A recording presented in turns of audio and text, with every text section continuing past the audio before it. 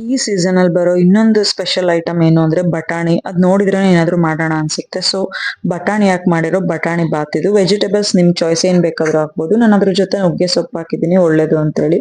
ಇನ್ನ ಗ್ರೈಂಡ್ ಮಾಡಕ್ ಬೇಕಾಗಿರೋ ಮಸಾಲೆಗೆ ಐಟಮ್ ಏನು ಅಂದ್ರೆ ಚಕ್ಕೆ, ಲವಂಗ, ಏಲಕ್ಕಿ, ಜೀರಿಗೆ, ಮೆಣಸು, ಹಸಿ ಶುಂಠಿ, ನೀರುಳ್ಳಿ, ಬೆಳ್ಳುಳ್ಳಿ, ಹಸಿಮೆಣಸಿನ್ಕಾಯಿ, ಕಾಯಿ ತುರಿ ಇದೆಲ್ಲದನ್ನು ಸೇರಿ ನಾನು ಮಿಕ್ಸಿ ಮಾಡ್ತೀನಿ. ಇನ್ನು ಒಗ್ಗರಣೆಗೆ ಪಲಾವ್ ಎಲೆ ಮತ್ತೆ ಚಕ್ಕೆ ಅದನ್ನ ಹಾಕಿದೀನಿ. ಇನ್ನ ತರಕಾರಿ ಎಲ್ಲ ಹಾಕಿ ಇದನ್ನ ಒಂಚೂರು ಚೆನ್ನಾಗಿ ಕೈ ಆಡ್ಬೇಕು. ಇದಾದ್ಮೇಲೆ ಟೊಮೆಟೊ, ಆಮೇಲೆ ಮತ್ತೆ ಏನು ನುಗ್ಗೆ ಸೊಪ್ಪು ಇರುತ್ತಲ್ಲ ಅದನ್ನು ಹಾಕ್ಬೇಕು. ಇದು ಒಂದ್ ನಿಮಿಷ ಒಂಚೂರು ಕೈ ಆಡ್ಬೇಕು. ಅದಾದ್ಮೇಲೆ ಗ್ರೈಂಡ್ ಮಾಡಿರೋದು ಅದನ್ನ ಸ್ವಲ್ಪ ಸ್ಮೆಲ್ ಚೆನ್ನಾಗಿ ಬರೋವರೆಗೂ ಕೈ ಆಡ್ಬೇಕು. ಆಮೇಲೆ ನೀರು, ಈಗ ಅರ್ಶಿನ ಪುಡಿ ಮತ್ತೆ ನೀರು, ಉಪ್ಪು ಇದೆಲ್ಲದನ್ನ ಹಾಕಿ ಚೆನ್ನಾಗಿ ಕೈ ಆಡ್ಬಿಟ್ಟು 2 ವಿಷಲ್ ಕೂಗ್ಸಿದೀನಿ ನಾನು.